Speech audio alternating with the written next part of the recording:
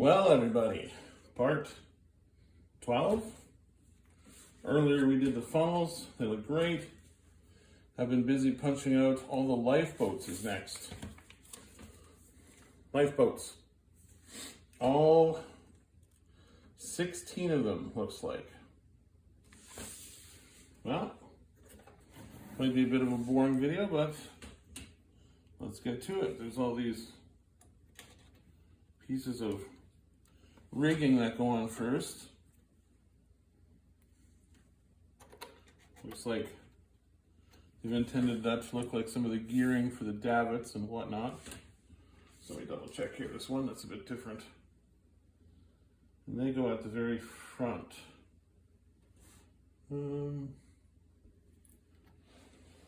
Let's put him on first.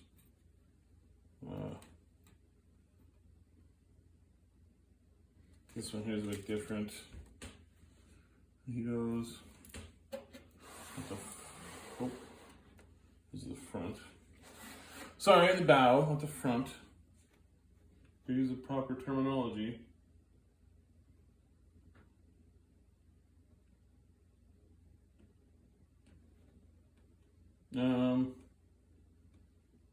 Looks like there's two there.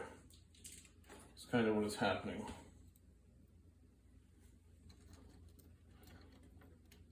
I can't be right though.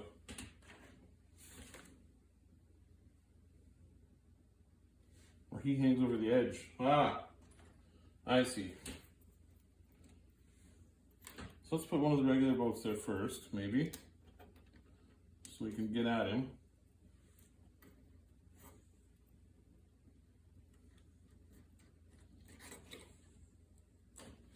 Maybe that won't work. Hop him out quick. Let's put this one in. So I'll have to get into this tight little spot. I didn't really realize there was lifeboats that were already swung out, but it's clearly how it's supposed to be.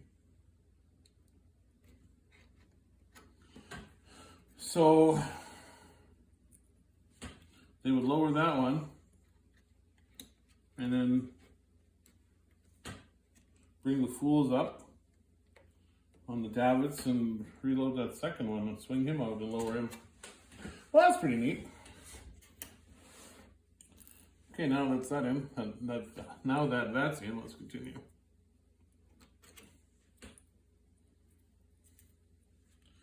So many teeny tiny parts. The lifeboats are the great debate of the Titanic. There's probably two great debates about the Titanic. The first one would be if they hit the iceberg head on, would they have survived? Or not survived, but would the ship have been able to remain afloat? Because I believe how those watertight compartments were designed was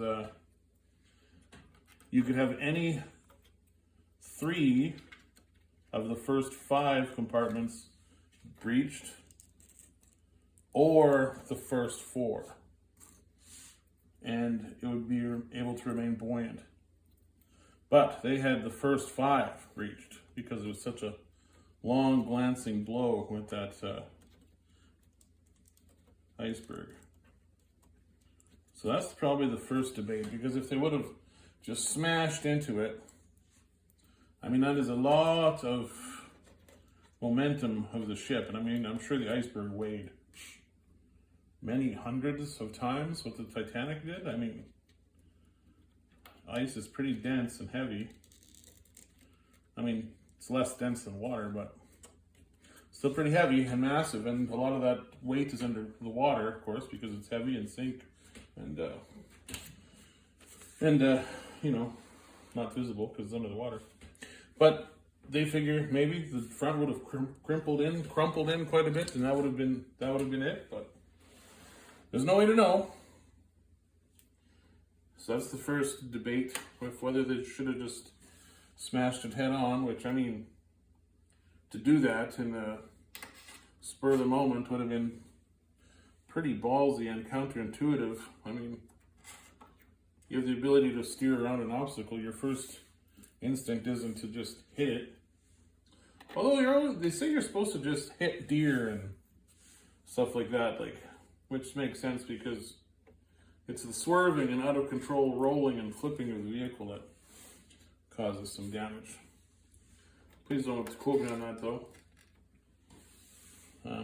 But anyways, the second great debate of the Titanic is there wasn't enough lifeboats for everybody. And there definitely wasn't.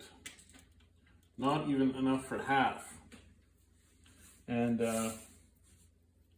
they say, well, if we had enough lifeboats, everyone would have been saved. But there's debate to whether that is true or not because, number one, they had enough trouble getting people into the lifeboats they did have. Now, a lot of that has to do with no one really believed there was any serious danger.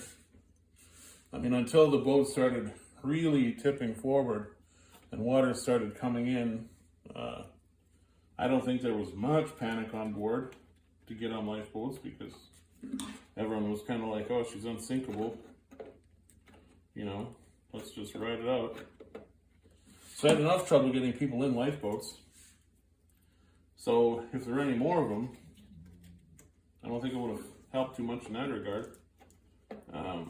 Plus, by the time the water was up to here, they had all the lifeboats launched on both sides, but they were still dealing with these collapsible ones. They were trying to bring them off the bridge, off these officers' quarters, and get the fools hooked up so they could lower them down, but they kind of had to cut the ropes because they became awash kind of the same time they were getting them ready to go. So by the time the ship was flooding, all the lifeboats were gone. So if there was twice as many lifeboats, best case scenario is they could have just cut them all loose, and as the water came up to their buoyancy point, just hopped in and kind of floated away in them. They couldn't really launch them because the ship was sunk too far, but they could have just used them as boats still. You know, instead of a deck chair or a piece of wall. But anyways, so that's the second thing about the lifeboats. But also, an interesting thing about lifeboats is, historically, in ship sinkings, they list over. Typically, when a ship goes down, they'll start to list because the crew can't control the trim characteristics as fast with the ballast tanks, and they'll just start filling up one side, and once that side becomes so heavy and can't support its own weight anymore, it just goes faster and faster and faster, and they usually list over. So that being said, the lifeboats that are on the side tipping towards the water can be lowered down, obviously, because there's nothing in their way, but these ones can't.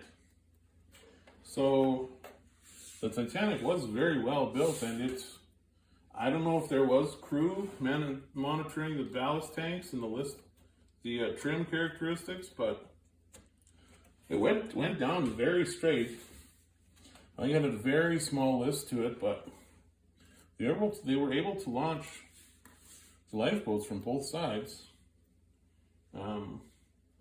very effectively. So the Titanic had that going for it. So if the Titanic would have listed to one side, only half the lifeboats would have been launched. And if it had twice as many lifeboats, it's possible only half of them would have got full anyway in the process of launching them.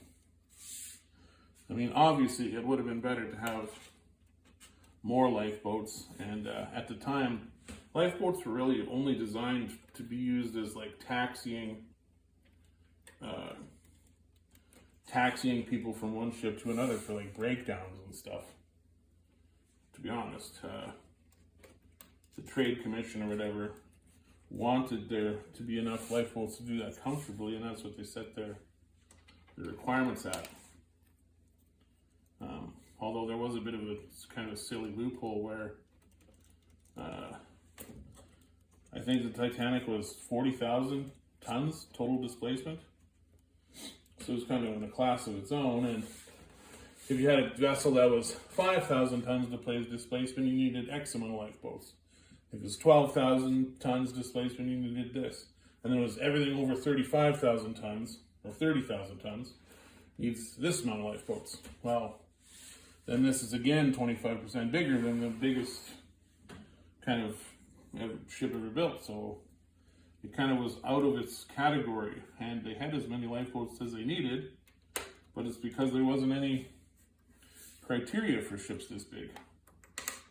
So, who knows?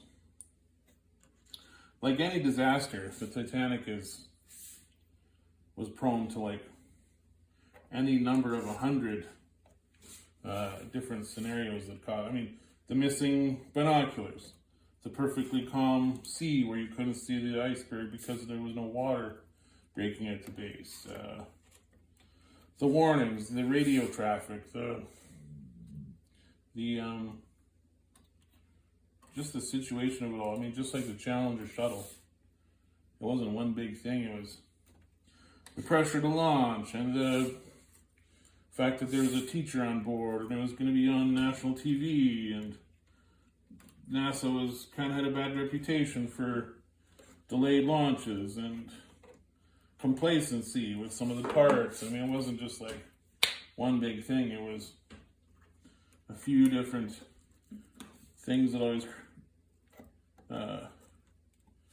happen with all these big disasters. You know, it's a culmination of events that, while separate, are kind of, yeah, you know, but together.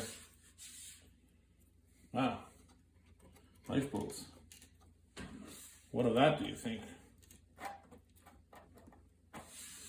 Cool. 16 lifeboats. Just like that. Well, sorry. 16, 17, 18, 19, 20. 2 collapsibles, and then the one that's already swung out. I don't know if those were full size or not, or what, but I think that Thomas Andrews, the ship, not the shipbuilder, but the ship carpenter, he wanted davits, like these double swing davits on every single one, but or another row inside. And then people said it would be too cluttered. But, oh well, it was what it was. Let's see how long this video is. Oh, 13 minutes. Well, let's have a look, see what's next. Oh my. Lifeboat's done. Tons of little stuff all over the stern here now. Cleats and cranes and, sheesh, all kinds of stuff. Some seats, some deck chairs. Ooh, and the propellers. The starboard and port propeller. The center one's already in there, but cool. Well, I'll punch a lot of stuff out and we'll get to it next time. Bye now.